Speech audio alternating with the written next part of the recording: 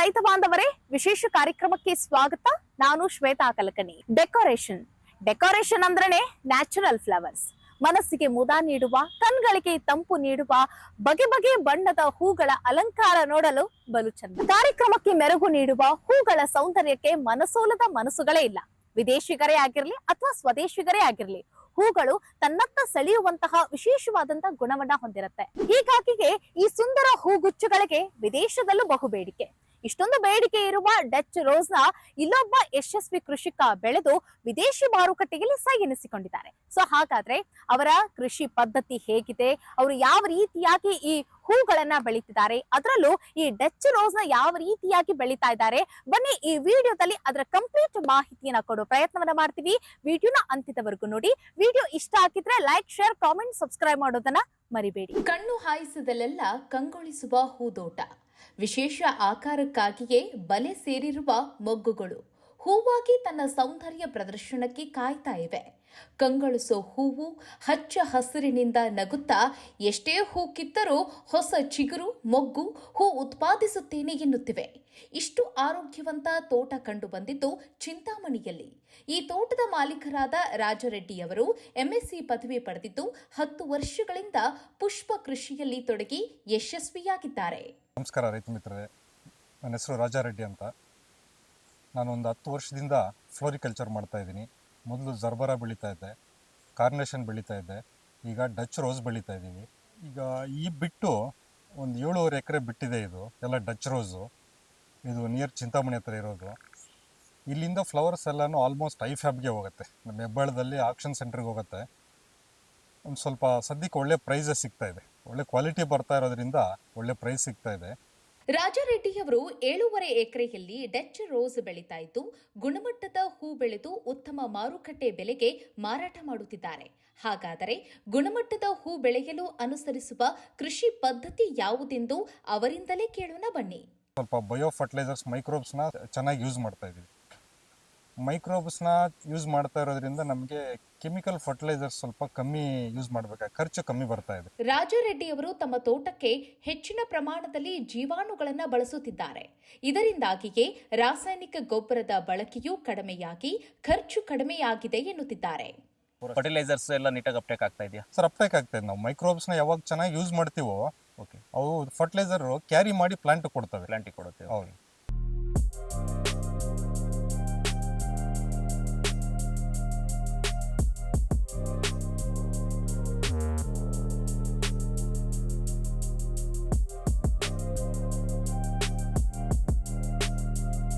ರೈತರ ಅನುಭವಕ್ಕೆ ಬಂದಿರುವಂತೆಯೇ ನಮ್ಮ ಕೃಷಿ ಭೂಮಿಯ ಆರೋಗ್ಯ ಕಾಪಾಡಿಕೊಳ್ಳಲು, ಬೆಳೆಗಳಿಗೆ ಬೇಕಿರುವ ಪೋಷಕಾಂಶಗಳನ್ನು ದೊರಕಿಸಿಕೊಡಲು ಕೃಷಿ ಭೂಮಿಯಲ್ಲಿ ಜೀವಾಣುಗಳ ಪಾತ್ರ ಮುಖ್ಯವಾಗಿರುತ್ತದೆ. ಮಣ್ಣಿನ ಜೈವಿಕ ಗುಣ, ರಾಸಾಯನಿಕ ಗುಣ ಮತ್ತು ಭೌತಿಕ ಗುಣಗಳು ಸರಿಯಾಗಿ ಮಣ್ಣಿನ ಉತ್ಪಾದನಾ ಶಕ್ತಿ ಹೆಚ್ಚಿಸಲು ನಮ್ಮ ಕೃಷಿ ಭೂಮಿಗೆ ಜೀವಾಣು ಗೊಬ್ಬರಗಳನ್ನು ಬಳಸಲೇಬೇಕಾಗಿದೆ. ನಾವು ಮೈಕ್ರೋಬಯಾಲಜಿ ಬ್ಯಾಕ್ಗ್ರೌಂಡ್ ಇರೋಂಥವ್ರು. ಮೈಕ್ರೋಬಿಯಲ್ ಲೋಡ್ ಸಾಯಿಲ್ ಅಲ್ಲಿ ಎಷ್ಟು ಚೆನ್ನಾಗಿರ್ತದೋ ನಮ್ಮ ಕ್ರಾಪು ಅಷ್ಟೇ ಚೆನ್ನಾಗಿದೆ. ನಿಮಗೆ ಇಲ್ಲಿ ನೀವು ನೋಡಿ ಗೊತ್ತಾಗುತ್ತೆ ಹೆಂಗಿದೆ ಕ್ವಾಲಿಟಿ, ಲೆಂತ್ ಹೆಂಗಿದೆ, ಸ್ಟೆಮ್ ಥಿಕ್ನೆಸ್ ಹೆಂಗಿದೆ, ಫ್ಲವರ್ ಕ್ವಾಲಿಟಿ ಹೆಂಗಿದೆ.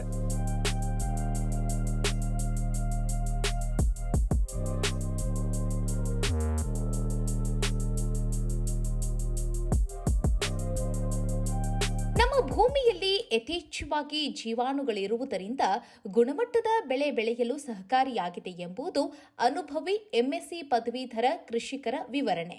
ಇದು ಎಲ್ಲರೂ ತಿಳಿದು ತಮ್ಮ ಕೃಷಿ ಭೂಮಿಗೆ ಅಳವಡಿಸಿಕೊಳ್ಳಬೇಕಿರುವ ಮಾತುಗಳು. ಇದಕ್ಕೆ ಪುಷ್ಟಿ ನೀಡಲು ನಮ್ಮ ಕಣ್ಮುಂದಿರುವ ಈ ಕಂಗೊಳಿಸುವ ತೋಟವೇ ಸತ್ಯದರ್ಶನ. ಇಂತಹ ಆರೋಗ್ಯವಂತ ತೋಟಕ್ಕೆ ರಾಜರೆಡ್ಡಿಯವರು ಬಳಸ್ತಾ ಇರೋದು ಐಕೃತಿ ಕಂಪನಿಯ ಜೀವಾಣು ಗೊಬ್ಬರಗಳು ಹಾಗೂ ಜೈವಿಕಾಂಶಯುಕ್ತ ಗೊಬ್ಬರಗಳು. ನೋಡಿ, ಇವ್ರದ್ದು ಐಕೃತಿ ಎಲ್ಲ ಯಂಗ್ಸ್ಟರ್ಸು ಎಲ್ಲ ಹೊಸದಾಗಿ ಸ್ಟಾರ್ಟ್ ಮಾಡಿದ್ದಾರೆ. ಕ್ವಾಲಿಟಿನಲ್ಲಿ ಕಾಂಪ್ರಮೈಸ್ ಆಗ್ತಾ ಇಲ್ಲ. ಅವರು ಒಳ್ಳೆ ಕ್ವಾಲಿಟಿ ಕೊಡ್ತಾ ಇದ್ದಾರೆ. ಫಾರ್ಮರ್ಸ್ಗೆ ಫಾರ್ಮ್ ಡೆಲಿವರಿ ಕೊಡ್ತಾ ಇದ್ದಾರೆ. ಒಳ್ಳೆ ಸರ್ವಿಸ್ ಕೊಡ್ತಾ ಇದ್ದಾರೆ. ಯೂಸ್ ಮಾಡ್ಬೋದು, ಎಲ್ಲ ರೈತರು ಯೂಸ್ ಮಾಡ್ಬೋದು. ಚೆನ್ನಾಗಿದೆ. ಫೈಟ್ ಆಫ್ ಪವರ್ ತುಂಬ ಚೆನ್ನಾಗಿದೆ. ನೋಡಿ, ಕೆಲವೆಲ್ಲ ಬ್ರ್ಯಾಂಡ್ ಮೇಲೆ ನಾವು ಇನ್ವೆಸ್ಟ್ ಮಾಡಬೇಕಾಗತ್ತೆ. ಬಟ್ ಇದು ನಿಮ್ಮದು ಕಮ್ಮಿ ಬಡ್ಜೆಟಲ್ಲಿ ಚೆನ್ನಾಗಿ ವರ್ಕ್ ಆಗ್ತಾ ಇದೆ. ಸ್ಮಾಲ್ ಬಿಟ್ಟಿಗೆ ಕೊಟ್ಟು ನೋಡಿ, ನಿಮಗೆ ಗೊತ್ತಾಗುತ್ತೆ ಕ್ವಾಲಿಟಿ. ಐಕೃತಿ ಪ್ರಕೃತಿ ಗೊಬ್ಬರಗಳ ಗುಣಮಟ್ಟ ಮತ್ತು ಸೇವೆಗೆ ರೈತರಿಂದ ಮೆಚ್ಚುಗೆ ಸಿಗುವುದೆಂದರೆ ನಮ್ಮ ಶ್ರಮಕ್ಕೆ ಸಿಕ್ಕ ನಿಜವಾದ ಪ್ರತಿಫಲ. ಗುಣಮಟ್ಟದ ಉತ್ಪನ್ನ ಮತ್ತು ಸೇವೆ ನೀಡುವುದು ನಮ್ಮ ಕರ್ತವ್ಯ. ಈ ಭಾಗದಲ್ಲಿ ನಮ್ಮ ಕಂಪನಿಯ ಮಂಜುನಾಥ್ ರವರು ರೈತರ ತೋಟಗಳಿಗೆ ತೆರಳಿ ಬೆಳೆಗಳಿಗೆ ಮತ್ತು ಮಣ್ಣಿಗೆ ಹೊಂದಿಕೊಳ್ಳುವ ಸೂಕ್ತ ಸಲಹೆ ಮತ್ತು ಗೊಬ್ಬರಗಳನ್ನು ನೀಡ್ತಾ ಇದ್ದಾರೆ. ನಾವಿಲ್ಲಿ ಕಾಣ್ತಾ ಇರುವ ತೋಟಕ್ಕೆ ಪಾಲಿಹೌಸ್ ನಿರ್ಮಾಣ ಹಂತದಿಂದ ಸಸಿ ನಾಟಿ, ಗಿಡದ ಬೆಳವಣಿಗೆ, ಹೂ ಕೊಯ್ಲು ಮಾಡಿ ಮಾರುಕಟ್ಟೆ ಸೇರಿಸುವವರೆಗೆ ಎಲ್ಲಾ ಹಂತದಲ್ಲೂ ಕೂಡ ಮಂಜುನಾಥ್ ರವರು ಸಲಹೆ ನೀಡಿ ಕೃಷಿಕರಿಗೆ ಜೊತೆಯಾಗಿದ್ದಾರೆ. ರಾಜಾರೆಡ್ಡಿ ಅವರು ವೈಜ್ಞಾನಿಕ ಕೃಷಿ ಜ್ಞಾನವನ್ನ ಹೊಂದಿರುವವರು. ಹಾಗಾಗಿಯೇ ವೈಜ್ಞಾನಿಕ ಜೈವಿಕ ಸಮಗ್ರ ಕೃಷಿ ಪದ್ಧತಿಯಲ್ಲಿ ತೋಟವನ್ನ ನಿರ್ವಹಣೆ ಮಾಡ್ತಿದ್ದಾರೆ. ತೋಟವನ್ನ RR ಫ್ಲವರ್ ಎಂಬ ಹೆಸರಿನ ಸಂಸ್ಥೆಯನ್ನಾಗಿಸಿ ನಿತ್ಯ ನೂರಾರು ಜನರಿಗೆ ಕೆಲಸವನ್ನ ಕೊಡ್ತಿದ್ದಾರೆ. ಈ ಕೃಷಿ ಕಾರ್ಯದಲ್ಲಿ ಕೃಷಿಯ ಬಗ್ಗೆ ತಿಳಿದವರು ಮತ್ತೆ ಕೃಷಿ ಪದವೀಧರರು ಸಹ ಕಾರ್ಯನಿರ್ವಹಿಸ್ತಾ ಇದ್ದಾರೆ. ಕೀಟ ಮತ್ತು ರೋಗ ನಿರ್ವಾಹಕರಾಗಿ ಕಾರ್ಯನಿರ್ವಹಿಸ್ತಾ ಇರುವಂತಹ ಸ್ನೇಹ ಅವರು ವಿವರಿಸಿದ್ದು ಹೀಗೆ. ನಮಸ್ತೆ, ನನ್ನ ಹೆಸರು ಸ್ನೇಹ. ನಾನು ಪ್ಲಾಂಟ್ ಬಯೋಟೆಕ್ನಾಲಜಿಸ್ಟ್. ಇಲ್ಲಿ RR ಫ್ಲೋರಾದಲ್ಲಿ ನಾನು pest and disease management supervisor ಆಗಿ ವರ್ಕ್ ಮಾಡ್ತಿದ್ದೀನಿ. ಸೊ ನೀವು ಇಲ್ಲಿ ಏನು ನೋಡ್ತಿದ್ದೀರಾ, ಈ ಕ್ರಾಪ್ ಬಂದುಬಿಟ್ಟು 9 months ಓಲ್ಡ್ ಕ್ರಾಪ್ ನಾವು ಸೋಯಿಂಗ್ ಮಾಡಿ. ಈ ಫಾರ್ಮಲ್ಲಿ ಇರುವಂಥ ವೆರೈಟೀಸ್ ಯಾವುದು ಅಂತ ಹೇಳಿದ್ರೆ ತಾಜ್ ಮಹಲ್ ಇದೆ, ವೈಟಲ್ಲಿ ವೈಟ್ ಅವಲಾಂಚೆ ಇದೆ, ಸ್ವೀಟ್ ಇದೆ, ಪೀಚ್ ಇದೆ, ಮತ್ತು ಯೆಲ್ಲೋ ಕಲರ್ಸಲ್ಲಿ ಬಂದುಬಿಟ್ಟು ಸೋಲಿಯರ್, ಗೋಲ್ಡ್ ಸ್ಟ್ರೈಕ್ ಅಂತಿದೆ, ಪಿಂಕಲ್ಲಿ ಹಾಟ್ ಶಾಟ್ ಇದೆ, ಬೋನಿಯರ್ ಇದೆ, ಮತ್ತು ನೋಬ್ಲೆಸ್ ಇದೆ, ಜುಮಿಲಿಯಾ ಇದೆ, ರಿವೈವಲ್ ಇದೆ. ಸೊ ಇಷ್ಟು ವೆರೈಟೀಸು ನಾವು ಇಲ್ಲಿ ಟೋಟಲ್ 13 ವೆರೈಟೀಸ್ ನಾವಿಲ್ಲಿ ಮೇಂಟೈನ್ ಮಾಡ್ತಾ ಇದ್ದೀವಿ.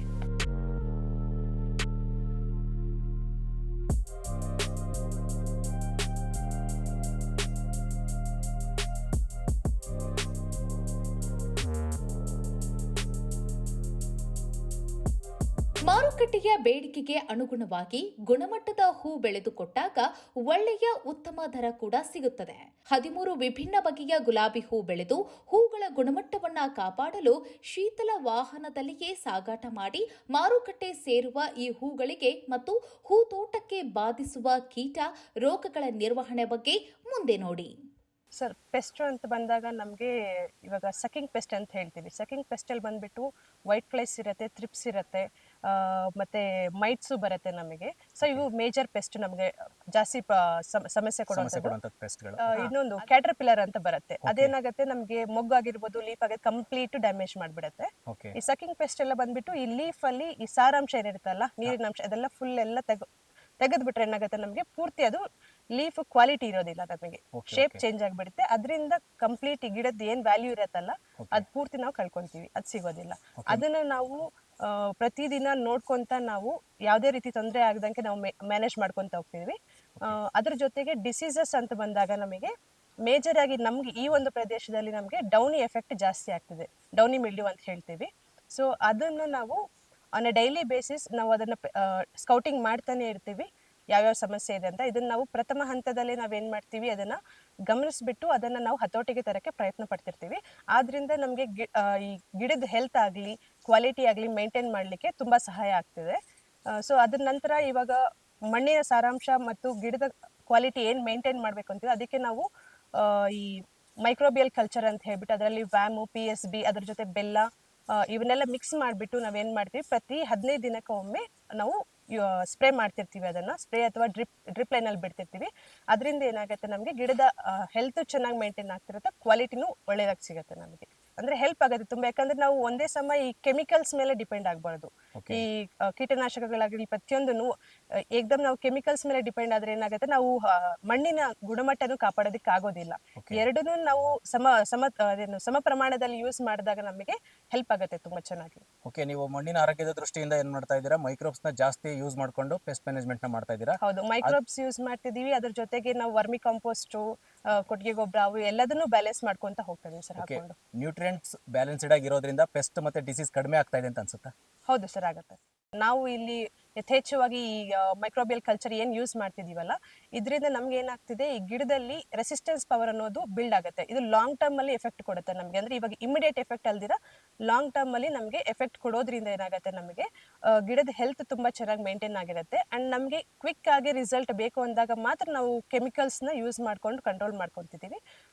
ಅದು ಬಿಟ್ಟರೆ ನಮಗೆ ಇದು ತುಂಬಾ ಹೆಲ್ಪ್ ಆಗ್ತಿದೆ. ಇವಾಗ ಮೈಕ್ರೋಬಿಯಲ್ ಕಲ್ಚರ್ ಏನು ಯೂಸ್ ಮಾಡ್ತಿದೀವಲ್ಲ, ತುಂಬಾನೇ ಹೆಲ್ಪ್ ಆಗ್ತಿದೆ ಇವಾಗ. ಸೊ ನೀವು ಇಲ್ಲಿ ನೋಡ್ಬೋದು, ಈ ಮಣ್ಣು ಅಂದ್ರೆ ಈ ಪೊರಾಸಿಟಿ ಅಂತ ಹೇಳ್ತೀವಲ್ಲ, ಸ್ಮೂತ್ನೆಸ್ ಹೇಳ್ಬೋದು ಅಂತಂದ್ರೆ, ಈ ಪೊರಾಸಿಟಿ ಅನ್ನೋದು ತುಂಬಾ ಚೆನ್ನಾಗಿರುತ್ತೆ. ಸೊ ಈ ರೀತಿ ನಾವು ಮಣ್ಣಿನ ಹೆಲ್ತ್ ನ ಮೇಂಟೈನ್ ಮಾಡಬೇಕು ಅಂದ್ರೆ ಮೈಕ್ರೋಬ್ಸ್ ಜಾಸ್ತಿ ಯೂಸ್ ಮಾಡಿ, ಯಥೇಚ್ಛವಾಗಿ ನಾವು ಯೂಸ್ ಮಾಡಿದಾಗ ಏನಾಗುತ್ತೆ, ಈ ಮಣ್ಣಿನ ಒಂದು ಪೊರಾಸಿಟಿ ಏನಿರುತ್ತೆ ಚೆನ್ನಾಗಿರುತ್ತೆ. ನಾವಿಲ್ಲಿ ಗಮನಿಸಬಹುದು, ಯಾವುದೇ ಗಿಡದ ಮೇಲೂ ರೋಗ ಕೀಟದ ಕುರುಹುಗಳೇ ಕಂಡು ಬರ್ತಿಲ್ಲ. ಹೆಚ್ಚು ಹೊಸ ಮೊಗ್ಗುಗಳು ಕಂಡು ಬರುತ್ತಿವೆ. ಹೂವಿನ ಆಕರ್ಷಕ ಆಕಾರ ಕಾಪಾಡಲು ಮೊಗ್ಗಿನಲ್ಲೇ ಕ್ಯಾಪ್ ಹಾಕ್ತಾ ಇರೋದು, ಬಿಸಿಲಿನ ತಾಪ ಹೆಚ್ಚಾದಾಗ ಈ ರೀತಿ ನೀರು ಕೊಟ್ಟು ತೋಟವನ್ನ ತಂಪಾಗಿಸುವುದು, ಗೊಬ್ಬರ ಸಿಂಪಡಣೆ, ಕೊಯ್ಲು, ಹೀಗೆ ತೋಟದಲ್ಲಿ ಪ್ರತಿನಿತ್ಯ ಕೆಲಸವಿರುತ್ತದೆ.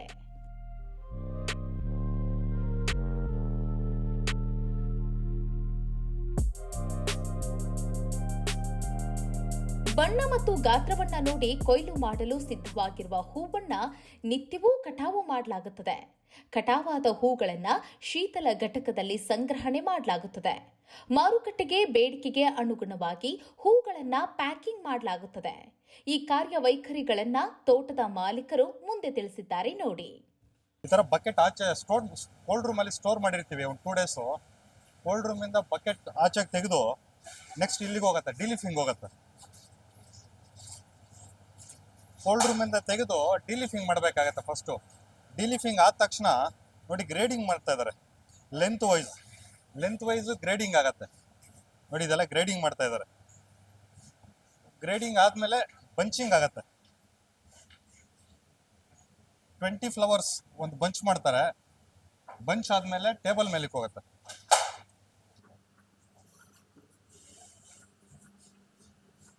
ಟೇಬಲ್ ಮೇಲೆ ಹೋದ್ಮೇಲೆ ರ್ಯಾಪರ್ ಹಾಕ್ಬೇಕಾಗತ್ತೆ. ನಾವು ರ್ಯಾಪರ್ ಹಾಕಿ ರಬ್ಬರ್ ಹಾಕ್ತಾರೆ.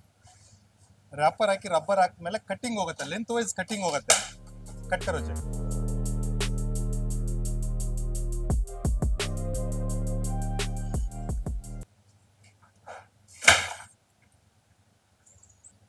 ನೋಡಿ, ಎಷ್ಟು ಲೆಂತ್ ಇದ್ರೆ ನಿಮ್ಗೆ ಅಷ್ಟು ಪ್ರೈಸ್ ಸಿಗತ್ತೆ. 60 ಸೆಂಟಿಮೀಟರ್ ಇದಕ್ಕೆ ಒಳ್ಳೆ ಪ್ರೈಸ್ ಇದೆ. ನೆಕ್ಸ್ಟು 50 ಸೆಂಟಿಮೀಟರ್, ಇದಕ್ಕೆ ಒಂದು ಸ್ವಲ್ಪ ಪ್ರೈಸ್ ಕಮ್ಮಿ ಸಿಗ್ತದೆ. ಬಟ್ ಇದು 40 ಸೆಂಟಿಮೀಟರ್ಗೆ ಸ್ವಲ್ಪ ಪ್ರೈಸ್ ಕಮ್ಮಿ ಸಿಗ್ತದೆ. ಎಷ್ಟು ಲೆಂತ್ ಇದ್ರೆ ನಮ್ಗೆ ಅಷ್ಟು ಪ್ರೈಸ್ ಸಿಗ್ತದೆ. ನೋಡಿದ್ರಲ್ಲ, ಇದಿಷ್ಟು ಯಶಸ್ವಿ ರೈತರಾದ ರಾಜಾರೆಡ್ಡಿ ಅವರ ತೋಟದ ವಿಶೇಷ. ಹೆಚ್ಚಿನ ಕೃಷಿ ಮಾಹಿತಿ ಹಾಗೆ ಕೃಷಿ ಸಲಹೆ ಹಾಗೆ ಗುಣಮಟ್ಟದ ಉತ್ಪನ್ನಗಳಿಗಾಗಿ ಸ್ಕ್ರೀನ್ ಮೇಲೆ ಡಿಸ್ಪ್ಲೇ ಆಗ್ತಾ ಇರುವಂತಹ ನಂಬರ್ಗೆ ಕರೆ ಮಾಡಿ ಹೆಚ್ಚಿನ ಮಾಹಿತಿನ ಪಡೆದುಕೊಳ್ಳಿ ಅಂತ ಹೇಳ್ತಾ ಮುಂದಿನ ವಿಡಿಯೋದಲ್ಲಿ ಮತ್ತೊಂದು ವಿಶೇಷ ವಿಚಾರದಲ್ಲಿ ಸಿಗೋಣ. ನಮಸ್ಕಾರ.